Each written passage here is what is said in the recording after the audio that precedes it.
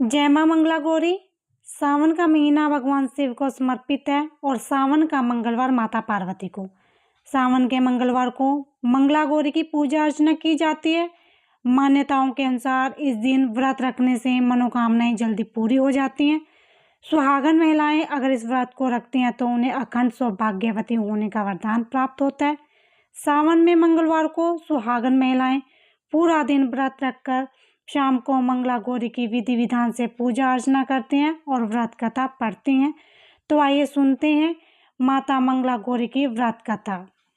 कथा के अनुसार एक समय की बात है। एक छोटे से गांव में एक साहूकार अपनी पत्नी के साथ निवास करता था। साहूकार धनवान था और उसके घर में किसी भी प्रकार की कोई कमी नहीं थी। फिर भी वह और उसकी पत्नी संतान न होने के कारण दुखी रहते थे। संतान की कमियों से हमेशा कचोटती रहती थी। एक दिन की बात है, उस साहूकार के घर में साधु आए। साहूकार ने उनका आदर सत्कार किया और उन्हें अपनी समस्या के बारे में बताया। साधु ने साहूकार की पत्नी को सावन में मंगलवार को किए जाने वाले मंगला गौरी व्रत की सलाह दी। साथ में पूजा विधि के बारे में भी संपूर्ण जानकारी प्रदान की।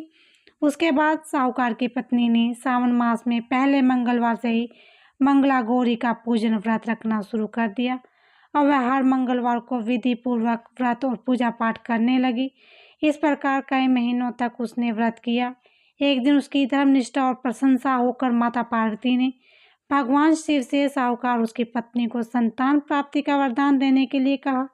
साहूकार को उस रात स्वप्न में एक दिव्य शक्ति ने दर्शन देकर कहा कि आम के पेड़ के नीचे भगवान गणेश की मूर्ति विराजमान है। तुम उस पेड़ के आम तोड़कर अपनी पत्नी को खिला देना, इससे तुम्हें संतान की प्राप्ति का सुख मिलेगा। साहूकार ने अगले दिन सुबह उठकर अपनी पत्नी को उस स्वप्न के बारे में बताया। वह उस आम के पेड़ को ढूंढने निकल पड़ा। काफी समय तक ढूंढने के बाद आखिरकार साहूकार को वह आम का पेड़ मिला जब भगवान गणेश की मूर्ति विराजमान थी। उसने आम तोड़ने के लिए उस पेड़ पर पत्थर मारना शुरू कर दिया। पत्थर फेंकने से एक आम तो टूटकर नीचे गिर गया, लेकिन गलती से एक पत्थर जाकर भगवान गणेश की प्रतिमा को लग गया।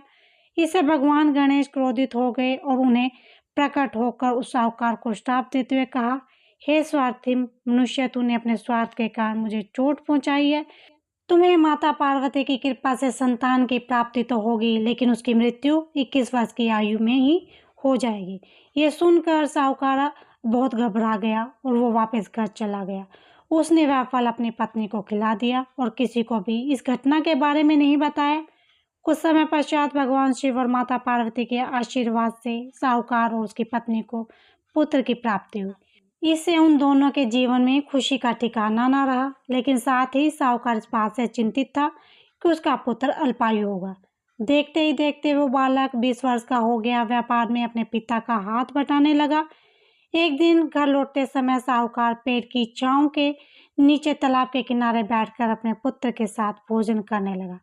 तभी वहां कमला और मंगला नाम की दो कन्या कपड़े धोने के लिए आई और कपड़े धोते हुए आपस में बात करने लगी। कमला ने मंगला से कहा कि मैंने इस साल सावन मास के प्रत्येक मंगलवार को मां मंगला गौरी का व्रत रखने का निश्चय किया है।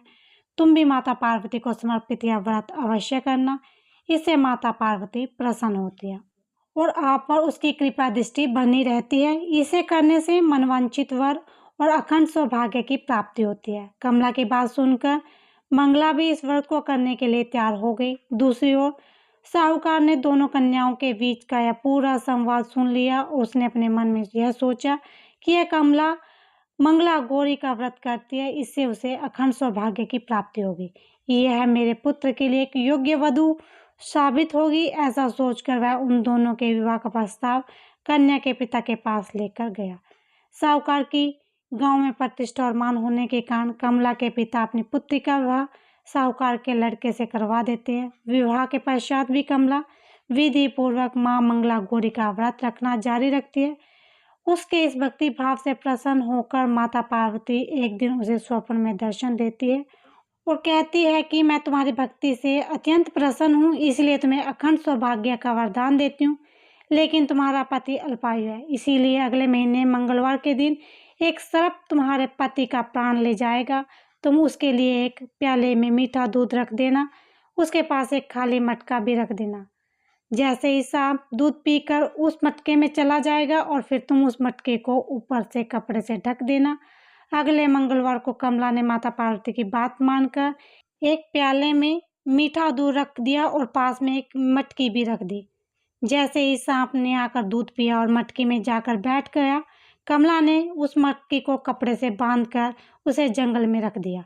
माता पार्वती की कृपा से कमला के पति के प्राण बच गए। इस प्रकार मंगला गौरी व्रत के पुण्य से साहूकार का पुत्र श्राप मुक्त हो गया। जब कमला ने घर में सबको यह चमत्कार के बारे में बताया तो सभी आश्चर्यचकित रह गए। उसके बाद साहूकार उसकी पत्नी ने अपने पुत्र और पुत्रवधू को आशीर्वाद दिया और पूरा परिवार सुखपूर्वक जीवन व्यतीत करने लगा। बोलो माता मंगला गौरी की जय।